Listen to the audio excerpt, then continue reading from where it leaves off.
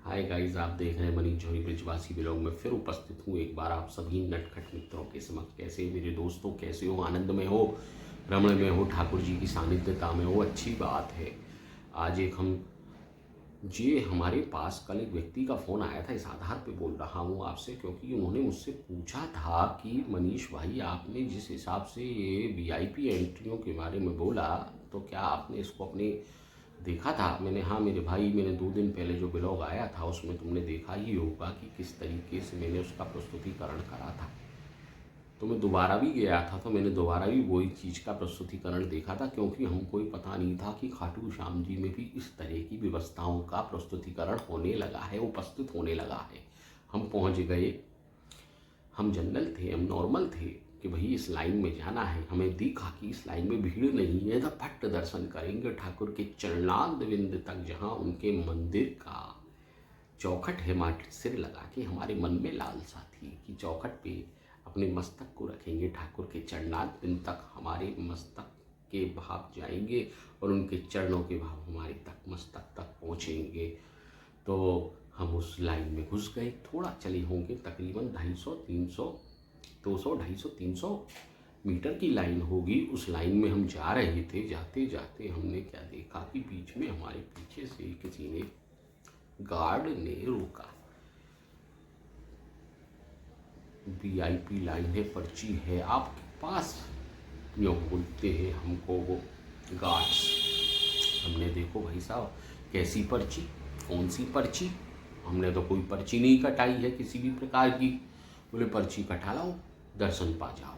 मैंने भी देखो, हम जब 90-95-100 किलोमीटर दूर अपने वाहन से लेकर अपने शरीर का श्रम करके पहुंच रहे हैं, क्या हम 150, 200, 50, 60, 70, 80 आदमियों के पीछे जाके जैसे कि जनरल लोग चल रहे हैं, तो हम नहीं पा सकते हैं क्या दर्शन?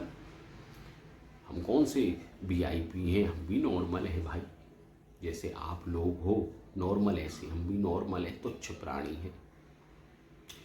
तो हम उस लाइन में लग गए और लगने के बाद हम पहुंच गए आगे तक।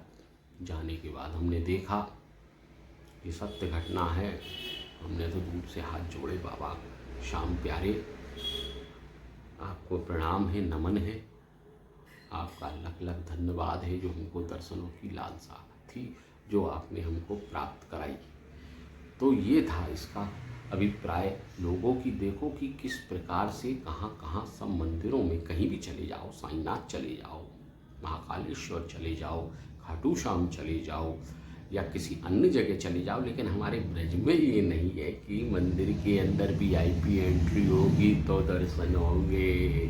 माँ नहीं है मेरे दोस्तों, जनरल है सब, क्योंकि ठाकुर की नज़रों में सारे के सारे भक्तगण जनरल है। कोई वीआईपी नहीं है उनके लिए। उनके लिए तो वीआईपी वो है मेरे दोस्तों, मैं बताता हूँ कौन, जो नित्य नियम से ठाकुर का भजन करता है, वो है वीआईपी। उसके ऊपर ठाकुर की नज़र रहती है, उसकी हर संकटों में उसकी रक्षा करता हुआ चलता है वो भगवान। मेरा कहने का अभिप्राय ये है मेरे दोस्तों कि आज का कथन है, इसी चर्चा पे चल रहा है कि ये सब एंट्रियों को बंद करा दे तो ज़्यादा बढ़िया रहेगा। सरकार से मेरी यही अपील होगी। मोदी सरकार तो बहुत बढ़िया है, इस चीज़ की भी जागृति रखती हैं वो, कि कितना चंदा, कितना चढ़ावा, कितना वीआईपी एंट्रियों से आ रहा है, सबका प्रस्तुतिकरण हो रहा है। हमने एक पंडित से, जयपुर में एक मंदिर था विग्रह, तो वहाँ जाके हमने पंडित से पूछा, मैंने, गुरुदेव, बोले हाँ, मैं एक जानकारी लेना चाहता हूँ, किसी भी प्रकार से आपके मंदिरों में जो चंदा चढ़ता है, इसकी आप चंदे की व्यवस्था किस हिसाब से, किस आधार से इसको खर्च करते हैं? जानकारी लेना हमारा अधिकार है। तो हमने पूछा तो उन्होंने मुझसे ये बताया, बालक ही है भाई, 70-75 साल की अवस्था वाली बुजुर्ग आदमी के लिए तो हम 45-42 साल वाला आदमी तो बालक ही है। बोले बालक ऐसा है, जितना भी यहाँ चढ़ावा चढ़ता है, हर साल सब लोगों को भोजन प्रसादी होती है, इस मंदिर का रख रखाव की व्यवस्था के लिए खर्च किया जाता है, और जैसे जैसे ये पैसा आता है वैसे ही ये लगता है। और जो पुजारी बैठे हुए हैं जितने भी, उनकी तनख्वाह दी जाती है, क्योंकि पुजारी की जो व्यवस्था है आजीविका की, वो इसी माध्यम से है। मैंने अच्छी बात है। तो मैंने उनसे पूछा कि आपके मंदिर में तकरीबन कितने रुपयों को चढ़ावा चढ़ जाया करता होगा, यूँ पूछा। बोले मान लो तकरीबन साल का मान लो कम से कम 5 लाख 6 लाख। मैंने अच्छा, मैंने रोज रंग होता है क्या? बोले नहीं, रोज रंग नहीं होता। जो बोले मैंने रोज रंग कराते हो क्या? महीने में रोज करा रहे हो, हर महीने करा रहे हो, साल में 12 के 12 बार? बोले नहीं। मैंने कितना खर्चा आ जाता होगा? ज़्यादा से ज़्यादा 250-300 गज के अंदर बना हुआ था वो मंदिर, एक घर जितना। जो बोले तकरीबन मान लो आप 70-80 हज़ार, 1 लाख मान लो। मैंने एक बार ही होता है यहाँ। मैंने भोजन प्रसादी जो आप व्यवस्था कराते हो, ये डेली लंगर चलता है क्या यहाँ? बोले नहीं। मैंने पंडित कितने हैं यहाँ? जो बोले पंडित तकरीबन होंगे 2 पंडित हैं, एक सुबह की सेवा के लिए, एक शाम की। मैंने इनको क्या देते हो तनख्वाह? बोले 8-8 हज़ार रुपये देते हैं इनको हम हर महीने। मैंने फिर वो समझ गए कि ये हमको कहाँ ले जाना चाहते हैं, और हम ये समझ रहे थे हमको घुमा किस तरीके से रहे हैं।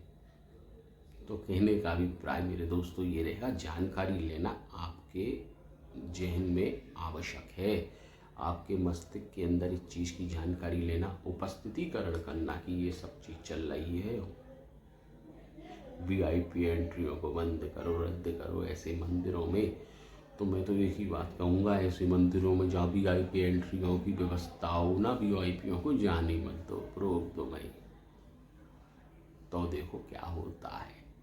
हम तो एक ही बात जानते हैं, जिस नल से पानी आता है आप ज़्यादा भर जाती है चीज़ तो आप उसको बंद कर देते हो ना, आता है फिर पानी नहीं। तो ऐसे ही उस लाइन को भी बंद कर दो, खड़े हो जाओ। कोई वीआईपी नहीं चलेगा, सब जनरल चलेगा। आज के लिए थोड़ा सा कथन ज़्यादा है मेरे दोस्तों, मैं इसको यही विराम दूंगा इस चर्चा